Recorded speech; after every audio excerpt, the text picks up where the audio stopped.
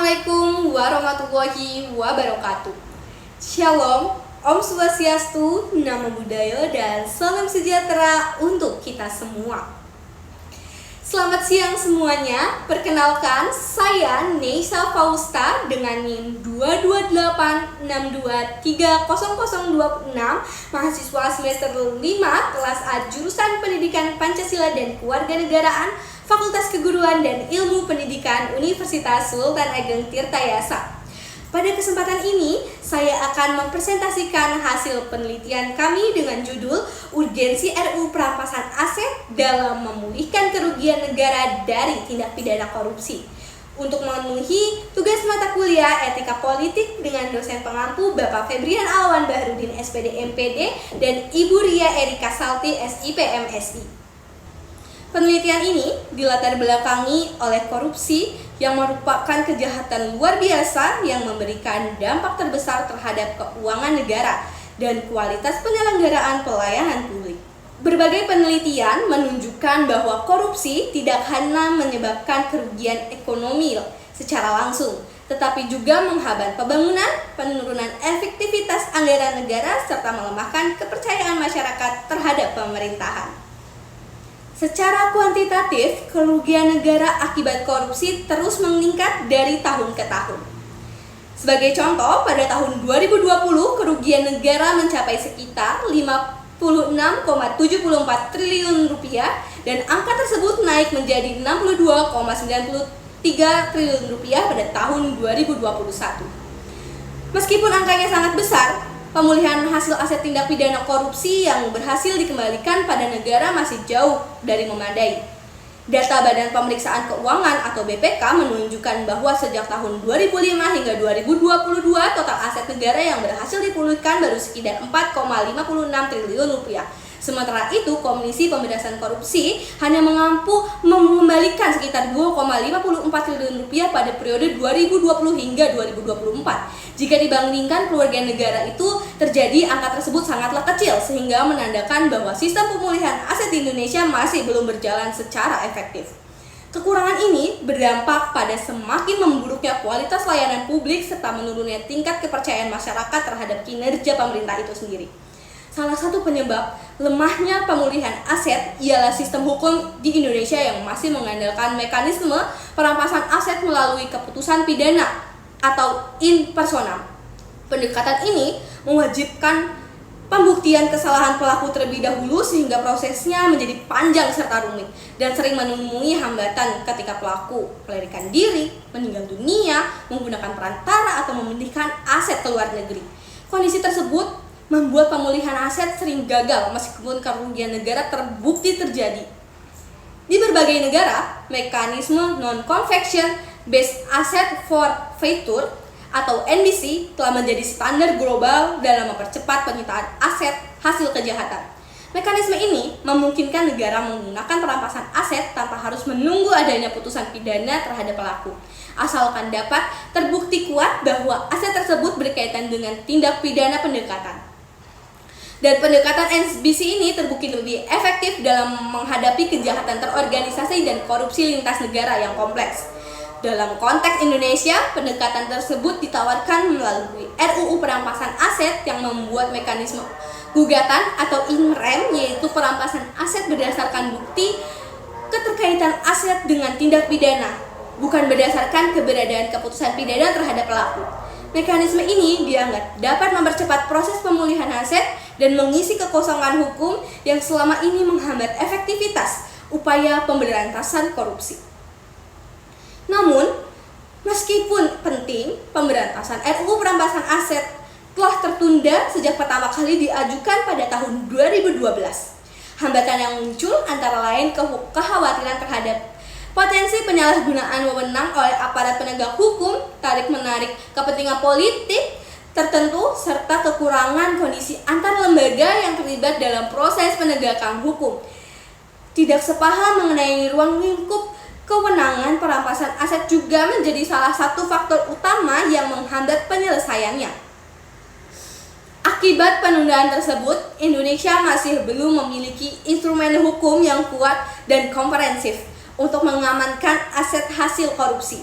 Padahal, regulasi seperti RUU Perampasan Aset sangat dibutuhkan untuk mempercepat pemulihan kerugian negara. Penyesuaian hukum dengan standar internasional serta meningkatkan kepercayaan publik terhadap upaya pemberantasan korupsi. Adapun identifikasi masalah penelitian ini adalah: pertama, belum adanya kesepakatan yang disahkan rancangan undang-undang perampasan aset. Kedua, lemahnya kondisi dan belum adanya mekanisme pelaksanaan secara jelas yang menjadikan banyak tantangan. Ketiga, kurangnya potensi efektivitas menegakkan hukum yang masih belum terukur secara pasti, khususnya dalam aspek transparansi, akuntabilitas, dan perlindungan HAM. Empat, minimnya efisiensi karena terbatas pada perampasan melalui putusan pidana belum melalui jalur perdata. Kelima, belum adanya mekanisme ideal terpadu antara lembaga penegak hukum keuangan dan instansi pemerintahan. Sehingga tertulislah rumusan masalah, yaitu yang pertama, bagaimana urgensi pengesahan RUU Perampasan Aset. Dua, apa saja kendala konsekuensi penerapannya. Tiga, bagaimana metode perampasan hasil aset korupsi. Empat, apa mekanisme ideal dalam perampasan aset. Dan yang kelima, bagaimana RUU ini menjadi instrumen strategis pemulihan aset negara. Sehingga, adapun penelitian ini bertujuan untuk: pertama, menganalisis pentingnya penegasan RUU Perampasan Aset. Kedua, mengkaji dampak dan hambatan penerapan dalam penegakan hukum. Ketiga, menjelaskan bagaimana perampasan aset hasil korupsi dilakukan. Dan yang keempat, mengidentifikasi mekanisme serta perampasan aset. Serta yang kelima, menilai efektivitas RUU sebagai instrumen pemulihan aset negara.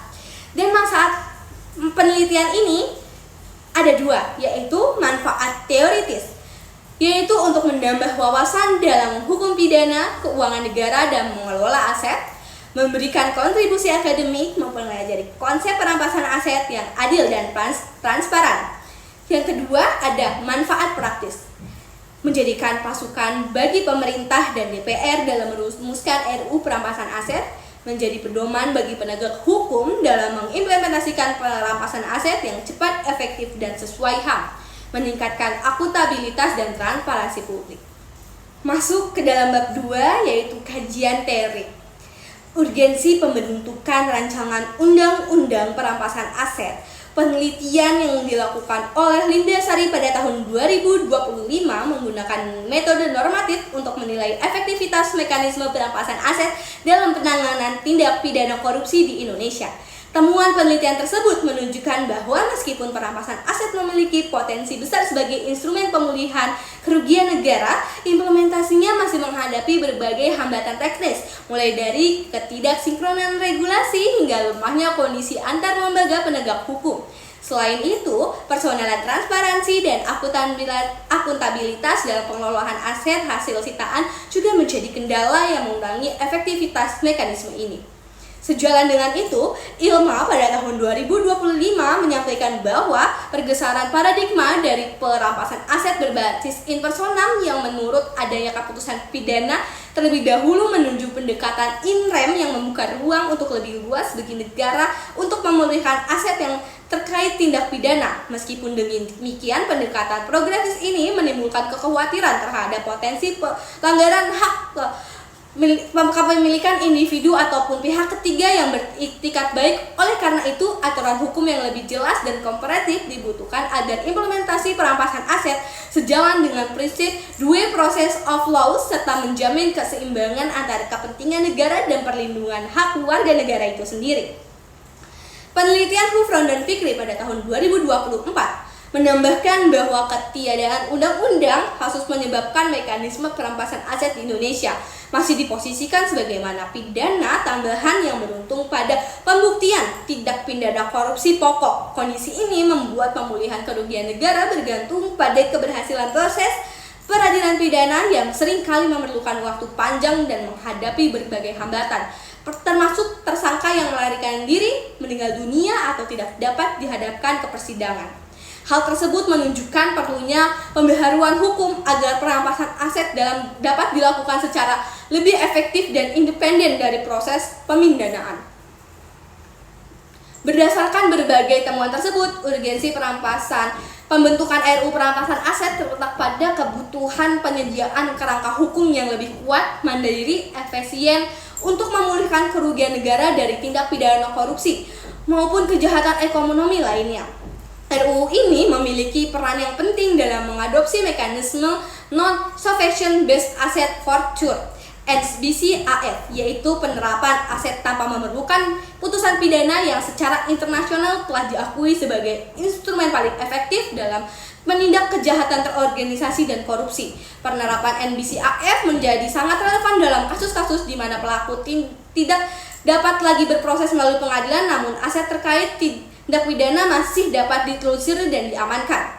Selain itu, penyusunan RUU perampasan aset juga bertujuan untuk menyelaraskan hukum nasional dengan berbagai instrumen dan standar internasional, seperti rekomendasi United Nations Conference Against Corruption atau UNCAC. Harmonisasi hukum ini penting untuk memperkuat kerjasama internasional dalam pelacakan, pembentukan, dan pengembalian aset lintas negara, mengingat banyak kasus korupsi melibatkan aliran dana yang kompleks dan terdistribusi di luar Indonesia. Dengan demikian, keberadaan RUU ini diharapkan tidak hanya meningkatkan efektivitas penegakan hukum, tetapi juga memperkuat legitimasi publik terhadap upaya pemberantasan korupsi. RUU perampasan aset menjadi instrumen penting bahwa memastikan bahwa pemulihan kerugian negara dapat dilakukan secara cepat, tepat, dan akuntabel, serta berkeadilan sehingga mendorong tata kelola pemerintahan yang lebih bersih dan transparan. Dari perspektif teori, urgensi pembentukan RUU perampasan aset dapat dijelaskan melalui teori konstruktivisme, yang menekankan bahwa hukum dan regulasi merupakan produk konstruksi sosial yang dibentuk melalui interaksi dan dialog antar pemangku kepentingan. Penyusunan RUU ini tidak hanya merupakan proses legitimasi formal, tetapi juga proses sosial yang melibatkan berbagai aktor mulai dari masyarakat sipil, akademisi, lembaga anti korupsi, penegak hukum, hingga membuat kebijakan melalui proses konstruktif tersebut.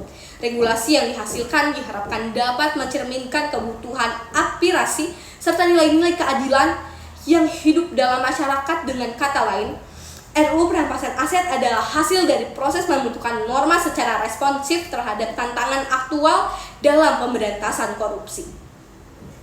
Selanjutnya masuk ke dalam bab 3, yaitu metodologi penelitian. Metodologi penelitian ini menggunakan metode penelitian hukum normatif yang sistematis untuk memahami objek kajian, yaitu RUU perampasan aset. Metode ini dipilih bertujuan memperoleh jawaban faktual dan ilmiah terkait urgensi secara efektif mekanisme perampasan aset dalam pemulihan kerugian negara akibat tindak pidana korupsi. Metode penelitian ini didasarkan pada pengumpulan dan analisis data dari berbagai sumber hukum dan literatur ilmiah. Dengan demikian, sistematis penelitian ini mampu menilai aspek normatif, filosofis, dan sosiologis dari RUU perampasan aset secara menyeluruh. Selanjutnya, teknik pengumpulan data. Penelitian ini menggunakan studi kepustakaan yang meliputi bahan hukum primer, yaitu undang-undang terkait tindak pidana korupsi pencucian uang, NUCAC, draft RUU, dan dokumen pengadilan. Bahan hukum sekunder seperti buku teks, jurnal nasional, internasional, artikel ilmiah, hasil penelitian, dan terdapat ahli hukum. Bahan hukum tersier seperti kamus hukum, ensiklopedia, publikasi resmi pemerintahan, dan sumber daring terpercaya. Melalui pengumpulan bahan hukum ini, penelitian dapat menganalisis urgensi pengesahan RUU perampasan aset sebagai instrumen hukum vital untuk memulihkan kerugian negara akibat tindak pidana korupsi. Dan pendekatan penelitian menggunakan pendekatan kualitatif yang bertujuan memperoleh pemahaman mendalam tentang fenomena hukum dan praktek penerapan perampasan aset. Pendekatan ini menekankan pengkajian lingkungan alami serta analisis mendalam melalui kata-kata, dokumentasi hukum, dan data empiris. Pendekatan kualitatif memungkinkan peneliti mengeksplorasi pengalaman perilaku dan praktik aparat penegak hukum dalam pelaksanaan perampasan aset. Selain itu, penelitian ini menggunakan triangulasi data untuk memperoleh pemahaman yang komprehensif tentang fenomena yang akan diteliti. Adapun objek penelitian ini adalah ketentuan dalam RUU perampasan aset, khususnya yang berkaitan dengan urgensi pembentukan RUU, dasar hukum perampasan aset, efektivitas ketentuan perampasan aset tanpa keputusan pidana atau non-confession based asset forfeiture atau WNBC. Penelitian ini menilai kontribusi RUU dalam memperkecil state law recovery gap, memperkuat kepastian hukum dan meningkatkan keadilan sosial. Dan subjek penelitian dibagi menjadi dua, yaitu subjek normatif dan subjek empiris. Subjek normatif, sumber hukum tertulis seperti Undang-Undang Nomor 31 Tahun 1999, Undang-Undang Nomor 20 Tahun 2001 tentang Pemberantasan Tindak Pidana Korupsi, Undang-Undang Nomor 8 Tahun 2010 tentang Pencegahan dan Pemberantasan Tindak Pidana Pencucian Uang, dan Undang-Undang Nomor 7 Tahun 2006 tentang UNCAC. Draft RUU penyampaian aset, pendapat ahli hukum, lembaga anti korupsi, dan akademisi. Lalu subjek empiris yaitu aparat penegak hukum yang menjalani perampasan aset, ahli hukum pidana dan hukum acara, kasus korupsi yang telah memiliki putusan hukum tetap. Pelaku tindak pidana korupsi dijadikan subjek tidak langsung sebagai fenomena hukum yang dianalisis untuk menilai efektivitas mekanisme perampasan aset. Demikian presentasi yang dapat saya sampaikan. Terima kasih atas perhatian dan kesempatan yang telah diberikan. Saya terbuka untuk pernyataan maupun diskusi lebih lanjut. Wassalamualaikum warahmatullahi wabarakatuh.